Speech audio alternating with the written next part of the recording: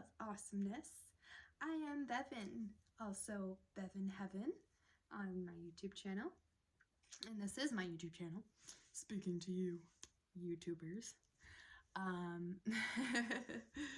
So, this is a first video I'm making in a ongoing series of videos I will be making. Bum, bum, bum, bum. So this first video I'm going to be talking about, drumroll please, myself. I will be talking about my origin story, basically. Who I am and my spiritual journey throughout my life and my spiritual awakenings with an S. Awakening is not just something that happens and then boom, you're awakened. No, it's not like that. I'll get into that later though. I will also be doing lots of different videos on lots of different subjects, most of them revolving around spirituality. So probably the next video I make will be about what is spirituality, and I'll go and dive into that and what I think it is and kind of like a universal truth of what spirituality is as well from my perspective. I'll also be talking about all sorts of things like Ascension. Ascension is something that has really been popping up in spiritual New Age communities, but most people, there's a lot of confusion around what it is, and most people don't know. And that is something that has been my path for about 6 years now. So I would say I have a very good understanding of what Ascension is, and that is something that I will have lots of fun going in depth into and explaining in another video. I will also be talking about unity consciousness. What is it? Waking up into oneness, shifting it from 3D consciousness to 5D consciousness, and not just like a 3D state of being to a 5-dimensional state of being and beyond. What is enlightenment? Shadow work, integration, self-mastery, spiritual mastery. What is it? Waking up inside the dream of reality. What else? All sorts of things. Really whatever I feel guided to talk about. And by no means am I an expert in any of these subjects, but I do have enough knowledge and enough wisdom around them to discuss them and share with them what I know about them from my own personal perspective. So moving on, I will dive right into my origin story. So I have, since a young child, I've always had a deep inner knowing to my soul, and I've always just known, you know. And some people are like this, where I just have a strong intuition, and I have, especially now, I've really developed a clear guidance system with the universe and with my higher self, you know, whatever you want to call it. But so I just am one of those people that I just know, and I've been spiritually in tune like that since a child. And I've also always believed in magic, yeah. I have always believed in fairies and mermaids and elves and everything magical, and I still do, of course. Now from a more integrated perspective, a more mature adult perspective of I am a fairy, I am a mermaid. You know, I have those essences and archetypes within me, and I remember who I am. I remember that part of my soul comes from the realm of fairies, and that's why I always felt such a connection to the fairies, because I've been there and I've been that. And many people, starseeds, spiritually awakening beings, also are remembering those types of things. It's really cool. Life is magic, and the more you believe that, the more life shows you how magical it is. So I was also very sensitive and very empathic, and still am, but as a child I didn't know how to handle that. I felt a lot of people's negative emotions and unresolved negative energies, and it was too much for me, and I shut myself off a lot energetically and psychically, because it was just too much for me to handle. I've also always been really connected to the earth and really aware consciously of how disconnected we are from the earth, and how vital it is at this time that we reconnect back into the earth, and we reconnect back into our bodies, and we learn how to live in harmony and symbiosis with nature. How that is just pivotal. So that's another part of my purpose, is walking that path, and then also sharing that and teaching and guiding others and working with others to come back into living in harmony with our beloved planet and all the creatures upon her. So when I was raised in a metaphysical family. My mom was pretty spiritual. So I had that influence, but not too much of an influence. And my parents just kind of let us believe whatever we wanted to believe. So I was given a lot of room and a lot of space and freedom to develop my own spirituality, my own sense of what I believed and didn't believe. And that gave me a lot of the space and room I needed to really connect in with my own inner knowing, my own soul, and who I am, and what, I feel God is and Source is. So I was able to nurture that since I was a young child. Pretty cool. Around the ages of 13, 14, I started borrowing my mother's, and I have my own now, Sacred Path cards. And these really put me on the path of studying spirituality. They are a discovery of self through native teachings. So they're basically native teachings and stories that have been passed down through many different lineages and, through families and stuff, through different, Native American lineages as well, not just like one, many different ones, and they're all kind of put into, they correlate with these cards. So each card correlates with a different medicine story and a medicine teaching. And Native American spirituality is really based around nature, and it's really based around the planet and the earth and the cosmos, and living in harmony and learning from the elements and from nature and from the animals. And so it's a really pure spirituality, and it's really rooted in physicality, in the pureness of physicality. And the pureness of physicality, I mean like nature, pureness of nature. So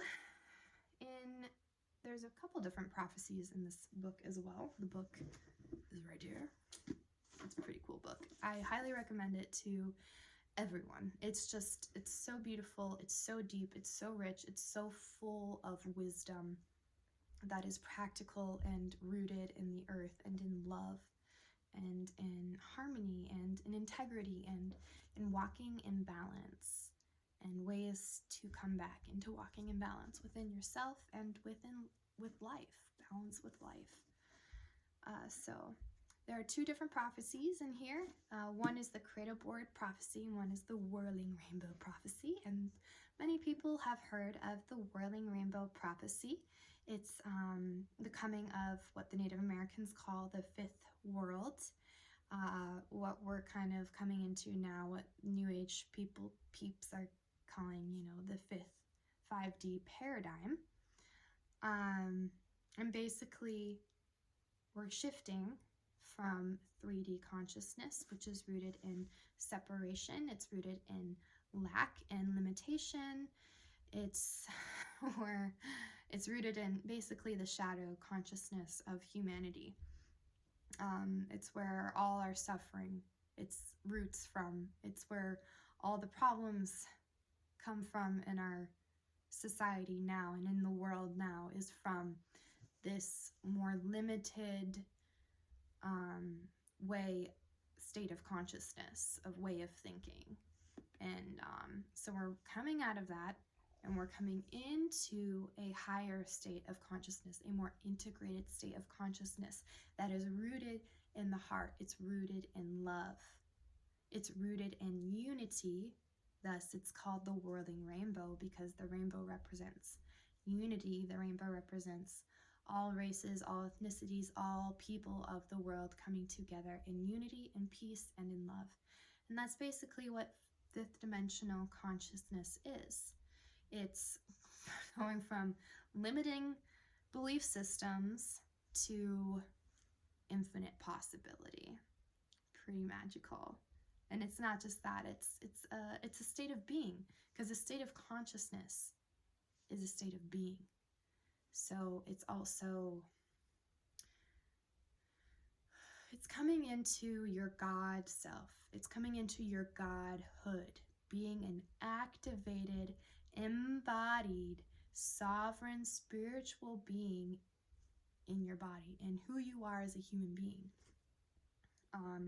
That's I'd say basically what 5D consciousness is. And it's full of joy, it's full of peace, it's abundance, it's flowing in harmony with the universe, being in harmony with yourself. It's loving. It's just love. And it's coming back into this feeling and this knowing of all is well.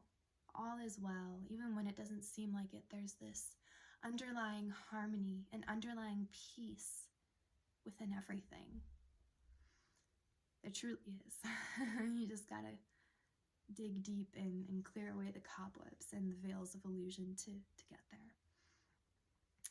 So coming back onto my journey, so it started off with these sacred path cards, these sacred path stories, wisdom teachings, and of course I really resonated with that, because I'm really about spirituality that is rooted in the earth, that is rooted in living in harmony with the earth, that is embodied in your body. It's not going out somewhere way out there, getting out of your body. Like, no, it's everything is in the body. It's in physicality, you know. So, I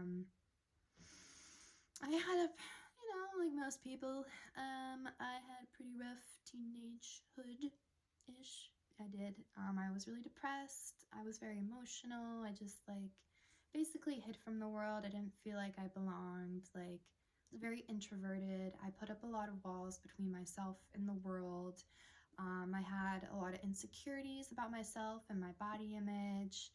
And yeah, I was like a little turtle, just really I kind of really shrunk into my shell. And around the ages of 15, 16, I started doing a lot of self-sabotaging things to myself, a lot of self-destructive choices. I started going out and partying a lot, getting drunk a lot, creating a lot of negative situations and experiences for myself and between my parents, and there was a lot of drama, a lot of fighting. It was not a good time. It was a very dark time for myself and my life. And I eventually came to this crossroads of I can either continue down this dark path of self-destruction and suffering, or I can choose healing, I can choose love, I can choose the calling of my soul that is calling me, and follow my heart. So I chose to follow my heart, and I swear from from that decision, it's it set off this whole stream of events of spiritual awakenings that I had within about 2 years.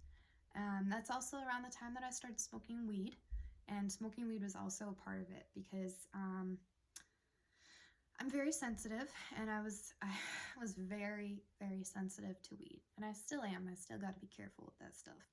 I'm more sensitive than anyone I've actually ever met, and so when I first started smoking, I had some very powerful, profound, deep, kind of some traumatic experiences. I would be tripping, full out tripping while just smoking a little bit of weed. But it was all for a purpose. It really, really opened me up. And not just the weed opened me up, but, other psychedelics as well. And that happens to a lot of people, but something was activated and awakened within me. And that something really changed me to the core of my being. And an experience that I had that had nothing to do with drugs. And I've actually had several very deep and beautiful, profound experiences that have not been instigated by any sort of drug. The first initial one that I had, I was waking up from sleep, and I remember this divine masculine counterpart sitting next to me. And, he was just sitting next to me. That it wasn't what was happening. It was the experience, the energy. I was in a state, I don't even know how to describe it. I was feeling a love unlike any other love I've ever felt, ever. And beyond any sort of euphoric or blissful state that could be induced by drugs, because I've experienced those states too. This was totally beyond that. It was a love so profoundly deep, a peace so all-encompassing and rich and full, and a joy just like unlike any other. It was like I was being touched to the very depths of my being by God, and I was experiencing the highest capacity of love, the highest capacity of light in God that I could at that time. And really what was happening to me was that a greater part of my soul, a greater part of my higher self was descending down and incarnating into my body. So in that sense, I would be what you call a walk-in, where a greater part of my own soul that was not there before came and incarnated and integrated into my being and activated me on a molecular DNA level. Pretty cool stuff. So I've had a few of those experiences actually where I've been touched like that and have experienced that, but not anything. I mean, all those other experiences have been quite amazing and beautiful, and I'm so grateful for those experiences because they've shown me my mission here on Earth. And that mission is a universal one for all of us starseeds, way showers, paradigm shifters, whatever you want to call yourself. And that mission is to bring heaven to earth, to create heaven and birth heaven through our beings, through our creations, through our energy, through our light, and bring heaven to earth, basically, and help humanity shift in consciousness. But yeah, I never have had any experience like that first initial experience. And also around that same time, maybe shortly after that experience, my Kundalini was awakened. And let me tell you, once your Kundalini awakens, shit gets real. Yeah, it was powerful, it was intense, it was like, but it wasn't like all rainbows and sunshines, and no, awakening's really not like that. It was like at first I would experience the highest of highs, and then I would go down and experience like such deep, dark lows, but at first it was weird. It was like I almost disassociated from my body too the first few years after my Kundalini awakened, because I was so activated at my upper chakras, and I was so connected multi-dimensionally to like higher dimensions, and I was so aware of that. I was very in tune with Buddhic realms and angelic realms, and like I would see in my third eye, and also feel the presence of ascended masters and angels with me. I still feel that, but not as potently as I did when my Kundalini first awakened. It was kind of like a rocket ship that like blew and burst off, and now things have kind of settled down a little bit.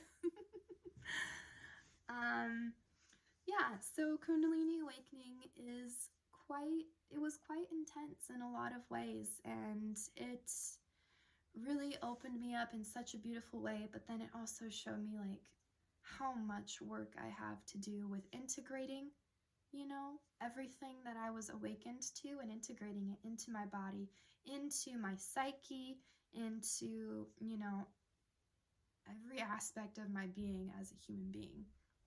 And through that process, I was also very much made aware of how much self-work and self-healing I had to do. I have had to do so much deep self-healing, and I'm still doing it, and I'm still going through it. Yeah, healing and true integration and true embodiment is not for the faint of heart, because it requires your full heart.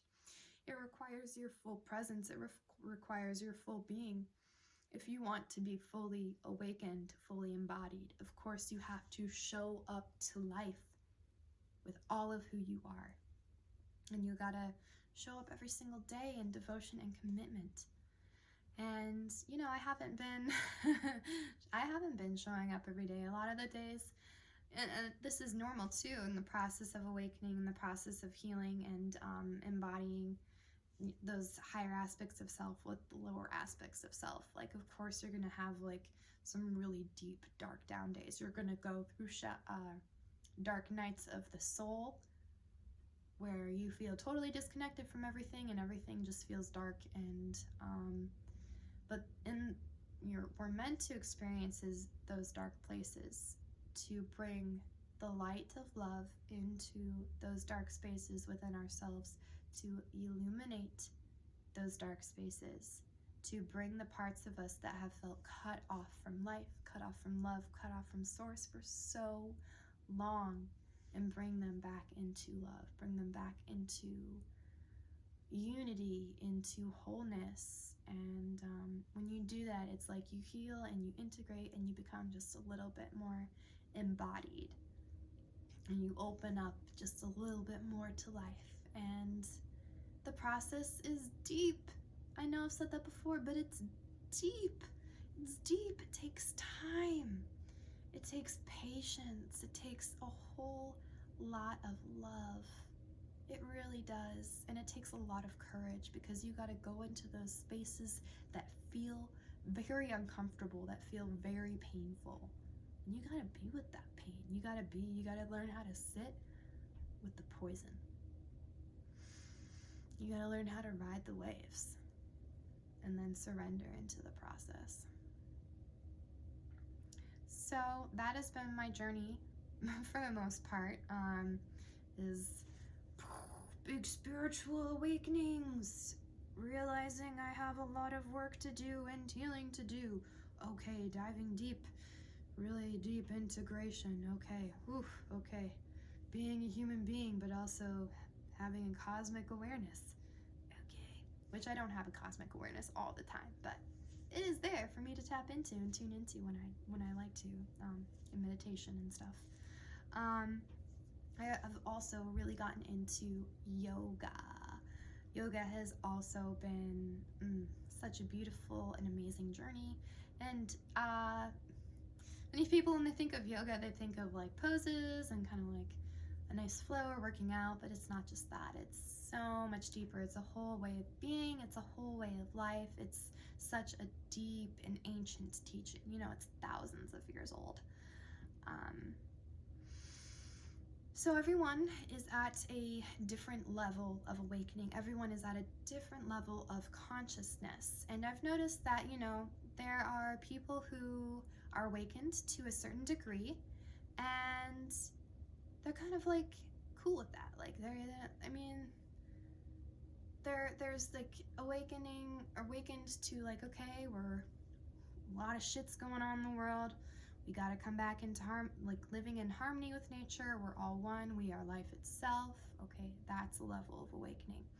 But then you kind of go beyond that, and the awakening turns inward, and you start realizing, oh, I am God. I am goddess. I am source. I am light. I am an eternal spiritual being having a human experience. That's another layer or level, whatever you want to call it. And then you kind of get to this point where you're like, Ascension. And that's the point that I'm at, is Ascension.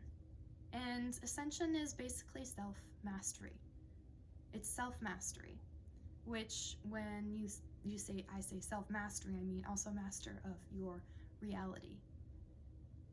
And I won't go too much into Ascension in this video, but I do want to say that there are different levels to awakening. And that's kind of where my path has led me, is that I hold certain seeds, cosmic seeds of light, and I carry these just within my being. And you know, star seeds, we all hold different seeds of light. We are seeds of light, bringing and anchoring and planting this light into this reality. And yeah, that's basically me. I am so looking forward to sharing more about spirituality, about all sorts of different topics. And I am wishing you so much love, so much wisdom, so much power, goodness. All is well. And keep believing in magic. Keep believing in the impossible. Because that is what coming into fifth dimensional consciousness is all about. It's all about breaking those limits and coming into something so much greater than ourselves, than just us. It's coming into something, a presence, a divine presence, and a divine intelligence that is all around, that is everything. And it's diving into the mystery of that and opening up to the magical mystery of the divine. It's coming into your soul, and it's coming into the soul of the world.